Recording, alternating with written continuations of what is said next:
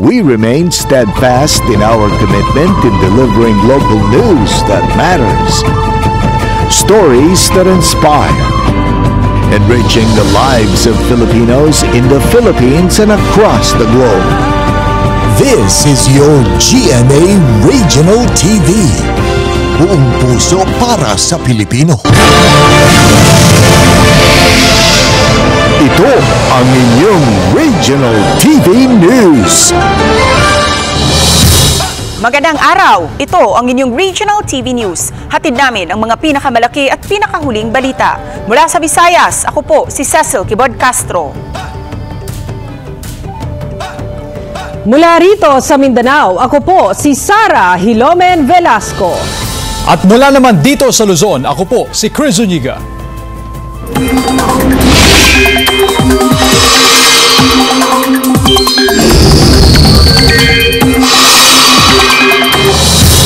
Pinakahuling takbo ng Bagyong Jenny sa Hilagang Luzon, ating alamin sa live report ni Jasmine Gabriel Galban ng GMA Regional TV 1 North Central Luzon.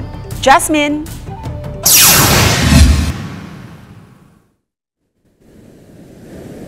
Cecil, magdamag pa rin naranasan ang malakas na hangin dito sa bayan ng Santa Ana at sa mga oras nga na ito ay patuloy pa rin naranasan yung hanging dala ni Bagyong Jenny, partikular doon sa mga coastal barangay. Sa ngayon, Cecil, ay makulimlim yung panahon sa malaking bahagi sa bayan ng Santa Ana, ganun din sa ilang bayan pa sa probinsya ng Cagayan. Pinawi naman ng PDRRM o yung pangamba ng mga residente, partikular yung mga nakatira sa coastal areas dito sa bayan ng Santa Ana doon sa banta ng storm surge dahil simula pa kahapon ay na-experience na yung matataas at malalakas na alon sa baybayin. Inaasahan daw na hanggang mamayang gabi o bukas ng umaga ay unti-unti nang bubuti ang lagay ng panahon. As of now, Cecil, ay nasa 16 na bayan ang nasa signal number 1. Pinakabinabantayan ng PDRRMO ang Calayan Islands. Sa pinakahuling communication ng PDRRMO sa mga opisyal ng Calayan ay maayos naman ang sitwasyon o kalagayan ng mga residente doon sa lugar. Samantala, Cecil, sa ngayon, ilang bayan dito sa probinsya ng Cagayan ang nagsuspend ng klase dahil pa rin sa epekto ni Bagyong Jenny. Cecil? Ingat kayo dyan at maraming salamat, Jasmine Gabriel Galban ng GMA Regional TV 1 North Central Luzon. Isang mangingisda ang nasawi habang 15 kasama nito ang sugatan at 2 ang nawawala matapos na tumaob ang sinasakyang bangka sa Zamboanga City. Samantala, 80 kabahayan naman sa lungsod ang binaha bunsod ng malakas na pag-ulan. Narito ang report ni Krisa Dapitan ng GMA Regional TV 1 Mindanao. Wala ng buhay nang matagpuan ang katawan ng isang mangingisda na kinilalang si Liberato Butad, 54 na taong gulang na residente ng Barangay Mabuhay, General Santos City, Sabado ng gabi. Matapos tumaob ang sinasakyan nitong bangka habang nangingisda sa Barangay Patalon, Zamboanga City. 15 naman itong kasamahan na mangingisda ang sugatan at 2 ang naitalang nawawala. Ang mga naturang mangingisda ay trabahador ng isang pribadong fishing company sa Tukuran, Zamboanga del Sur. Ayon sa Coast Guard Zamboanga, pumalaot ang mga mangingisda nang bigla raw sumama ang panahon at lumaki ang mga alon na nagresulta sa pagtaob ng sinasakyan nilang bangka. Nagpapatuloy pa rin ang shoreline patrol ng Coast Guard Zamboanga sa paghahanap ng 2 mangingisda na nawawala. Samantala, Lunes ng hapon, nalubog sa baha ang mga kabahayan sa sitio Basagan, Barangay Kuruan sa Zamboanga City.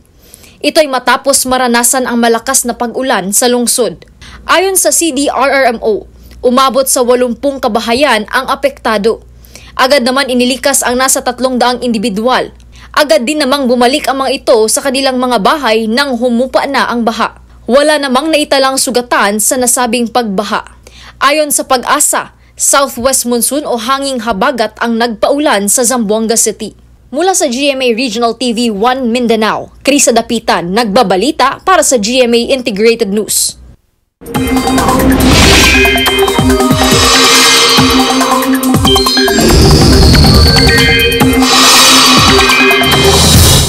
Mga kapuso, bahagyang humina ang bagyong Jenny pero nananatili pa rin itong nasa typhoon category.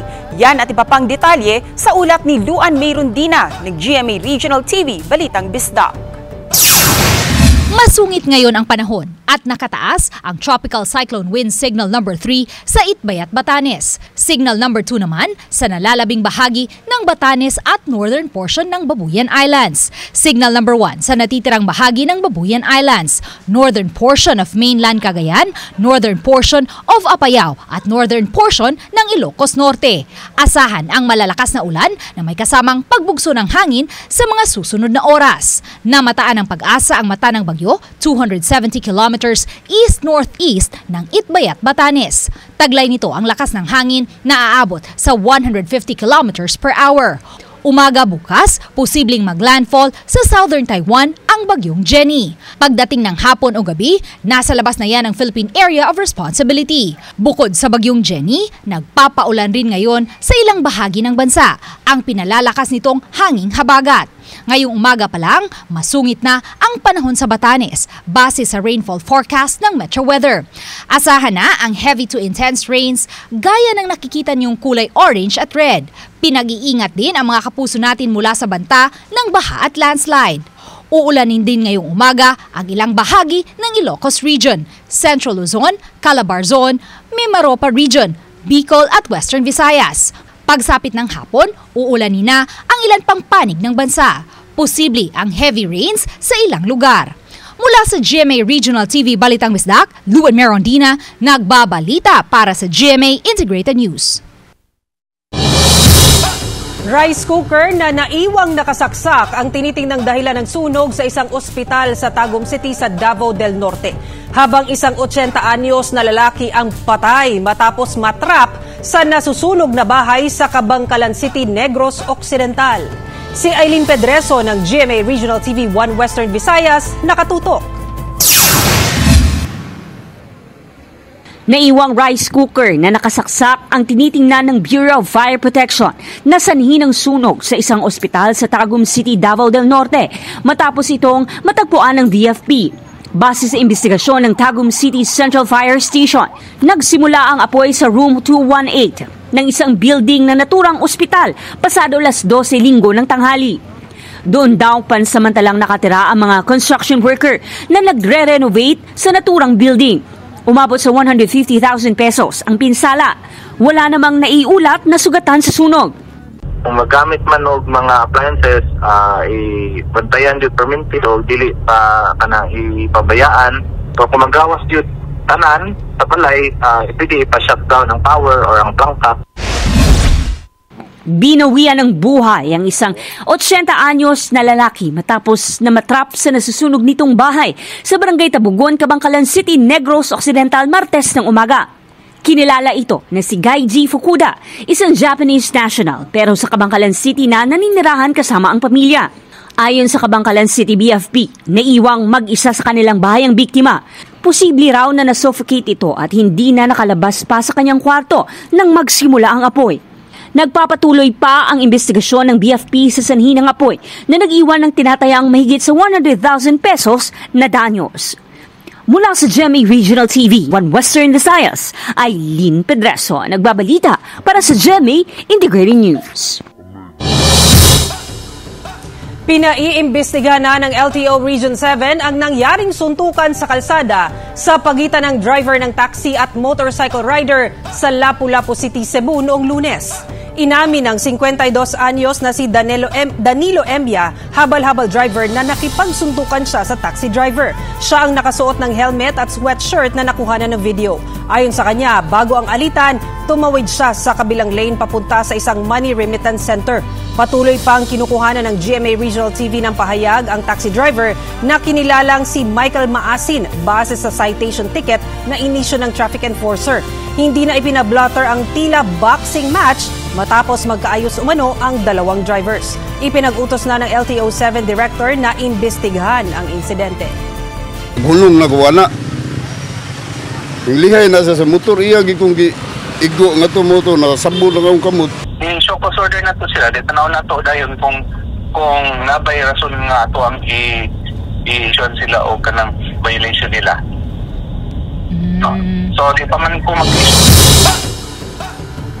Sa pool sa CCTV ang karambola ng 3 sasakyan matapos na iwasan ang papatawid na aso sa kalsada ng Barangay Salay, Mangaldan, Pangasinan.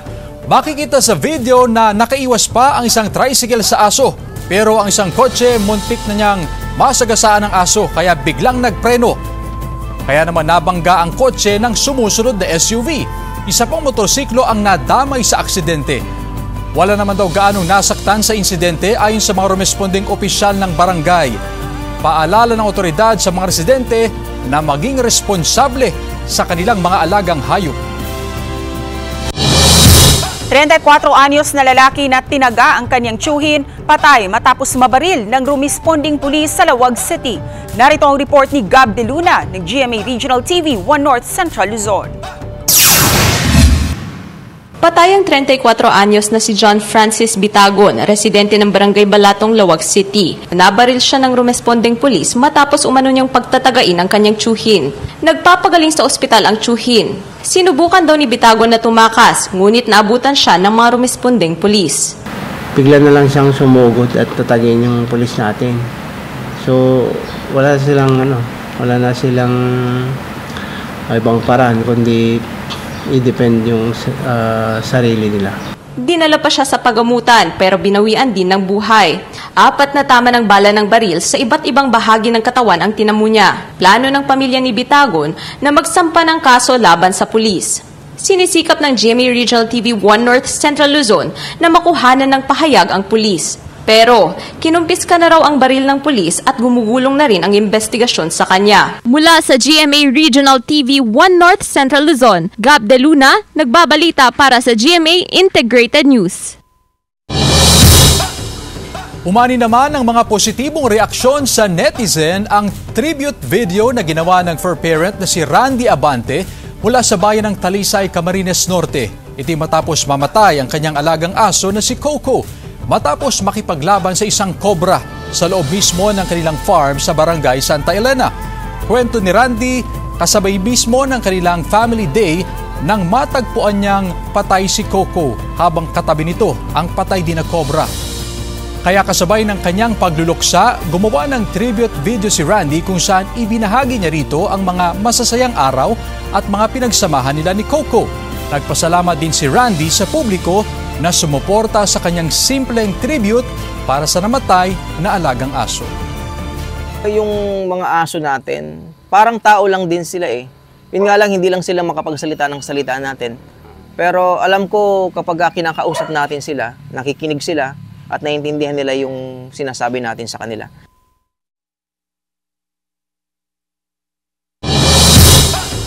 Pinayagan na ng LTFRB ang pisong provisional increase para sa minimum na pasahe sa jeep.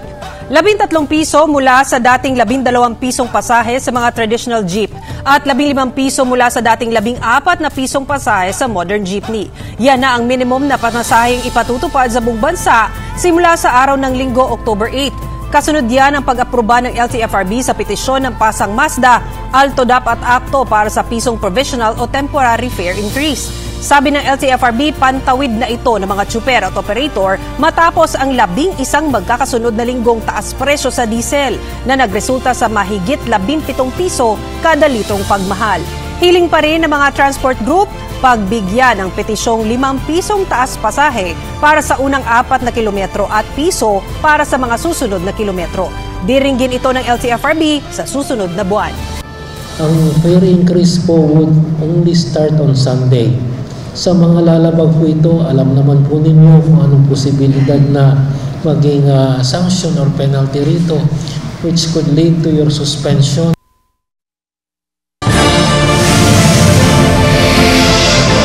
Ito ang inyong Regional TV News.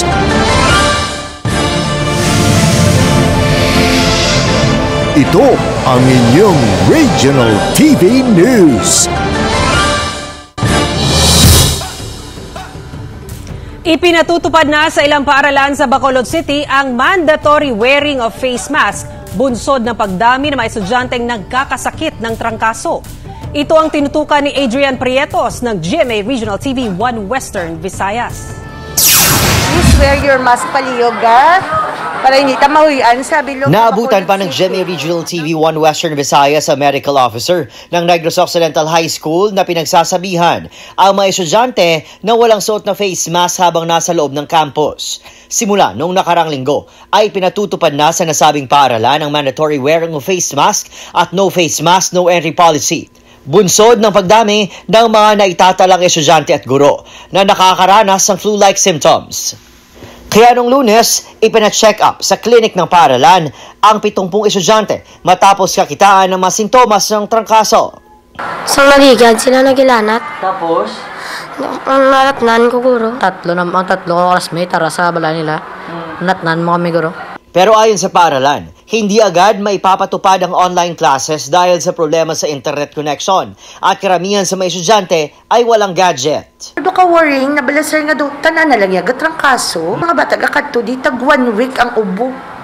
Noong nakarang linggo, nag-shift na din sa online classes ang isang universidad sa lungsod dahil din sa pagdami ng mga nakitaan ng flu-like symptoms. Pero balik normal na ngayon ang klase sa naturang paaralan. Ayon sa Deputy Division of Negros Occidental, gumagawa na ito ng preventive measures upang maiwasan ang pagdami ng kaso ng trangkaso sa mga paaralan. Dapat maghugas kita mga kamot nila as much as possible if they can take vitamins just to improve their immune system. Kasi we cannot deny with that kind of weather, pang trangkaso mo period din siya. Online magsag, hindi ka sila magkato sa eskwelahan.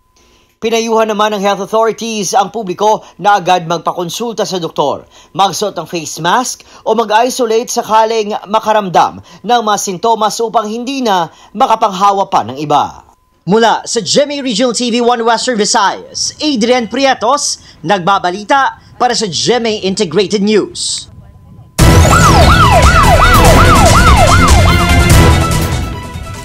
Isang lalaki ang nasawi habang sugatan naman ang asawa nito matapos barilin ng mga magnanakaw sa Talisay City, Negros Occidental.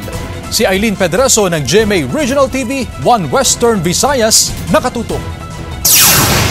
Sa CCTV footage na eksklusibong nakuha ng GMA Regional TV 1 Western Visayas, makikita ang lalaking sinisira ang padlock ng isang stall sa palengke sa Barangay Concepcion, Talisay City, Negros Occidental. Ang kasama nitong lalaki naman ang nagsisilbing lookout matapos mabuksan ang pinto. Isinilid nila sa sako ang tinatayang nasa 100,000 pesos na halaga ng sigarilyo at 50,000 pesos na pera. Matapos ang ilang minuto ay lumabas ang mga lalaki sa stall at lumipat sa katabing stall. Pero naabutan sila ng mag-asawang magbubukas sana ng karinderya na kanilang pinagtatrabahuan. Tinangka pa raw ng isa sa mga sospek na agawin ang belt bag ng biktimang lalaki. Pero nanlaban ito kaya binaril. Binaril din ito maging asawa nito na nagtangkang tumakbo. Binawian ng buhay ang biktima na kinilalang si Ildefonso Medalla matapos magtamo ng mga tama ng bala ng baril sa katawan. Tinamaan naman sa tiyan ang asawang si Denalyn at patuloy na ginagamot sa ospital. Patuloy pang inaalam ng pulisya ang pagkakakilanlan ng mga sospek. Patay naman ng 51 anyos na lalaki matapos saksakin ng kanyang 16 anyos na anak sa Barangay Pulao sa bayan ng Dumangas, Iloilo. Kinilala ang biktima na si Enrile Ideradan. Sa investigasyon ng pulisya, pupunta ang sospek sa bahay ng kanyang ama upang kunin na ang nakakabatang kapatid. Napag-alaman na hindi nakatira sa isang bahay ang biktima at sospek. Pero hindi raw pumayag ang biktima, kaya nagtalo ang mag-ama. Kung hindi ito daw nahimo, posible ba sila maninanay ang pangbuno ni tatay? Mula sa GMA Regional TV 1 Western Visayas, Aileen Pedreso, nagbabalita para sa GMA Integrated News. Sugatan ang 10 sundalo matapos madisgrasya ang truck na sinasakyan nila sa Sergio Osmeña, Zamboanga del Norte. Nakatakilid na ang truck na ito na sinakyan ng nasa 10 sundalo na pawang mga miyembro ng 106 Infantry Battalion sa Barangay Pinacio, Sergio Osmeña, Zamboanga del Norte linggo ng hapon. Agad dinala sa ospital ang mga sundalo na nagtamo ng mga sugat. Ngayon, nasa maayos na silang kalagayan. Sa inisyal na investigasyon ng kapulisan, galing sa kalapit na barangay ang mga naturang sundalo kung saan sila nagsagawa ng clearing operation. Papunta na sana sila sa barangay poblasyon nang mawalan daw ng preno ang naturang truck.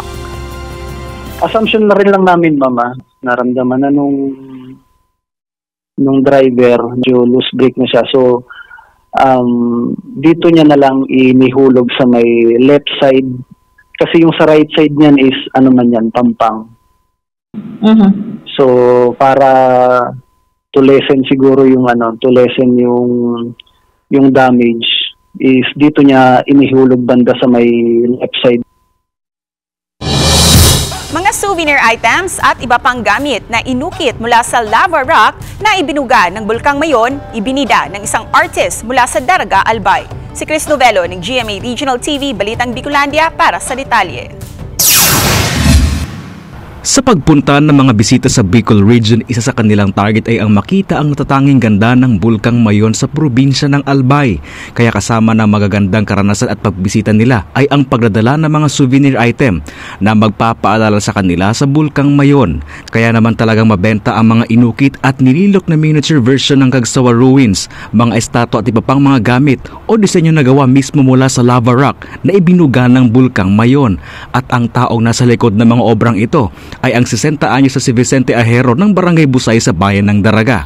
Ayon kay Vicente, halos 33 taon niya na itong ginagawa at natutunan niya dahil sa pagkahilig sa pag-ukit. Yung ganito lang yung matatigas. Yan sa Alvarez. Yung ihawa naman, gagawa naman ako noon. Yung iniinit lang na bato, yung parang tabla. Hindi raw madali ang bumuo ng obra dahil kailangan munang pumunta sa mga gali-upaanan ng bulkan para makahanap ng magagandang lava rocks. Martilyo at concrete nails lamang ang dating ginagamit ni Vicente sa kanyang pag-ukit at nang magkaroon ng sapat na pera, bumili na siya ng grinder.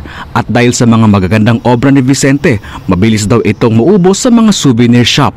Tsaka maano yung mga lava rock niya sa mabenta po. Kaso yun na lang po yung stock natin. Wala lang iba.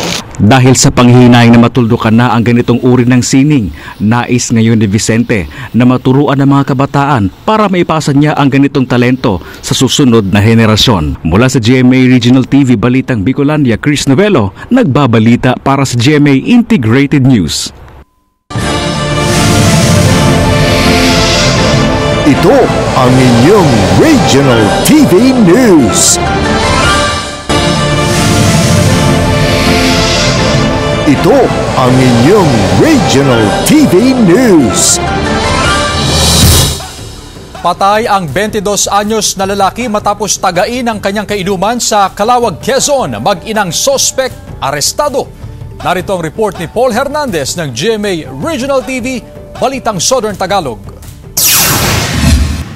Sa bakanteng loteng ito sa Barangay Sumilang, Calawag, Quezon, natagpo ang duguan ng magsasakang si Rene Boiliano. May malaki siyang taga sa leeg na sanhi ng kanyang pagkasawi. Sa ulat ng Calawag Police, during na nagiinom sila, walang nangyaring komosyon o sa argumento, sir. Doon na lang po, pag-alis po ng biktima natin, ay sinundan lang po siya ng dalawa. At doon na po nangyari yung krimen po, sir. Sa investigasyon, sabi po ng sir, ng suspect po natin si Jonathan, during in the course ng pag-iinuman po nila, sir, ay nakikita niya pong hinihipuan po itong si nanay niya. Bilang anak ay masama pong dating sa kanya po, nagalit po siya. Natunto ng pulisya ang mga sospek sa bahay na nila. Hindi na na-recover ang itak na ginamit umano sa pamamaslang. Sinusubukan pang makipag-ugnayan ng GMA Regional TV Balitang Southern Tagalog sa mga sospek at sa pamilya ng nasawi para sa kani-kanilang panig. Nahaharap ang mag-inang sospek sa kasong murder. Mula sa GMA Regional TV Balitang Southern Tagalog, Paul Hernandez nagbabalita para sa GMA Integrated News.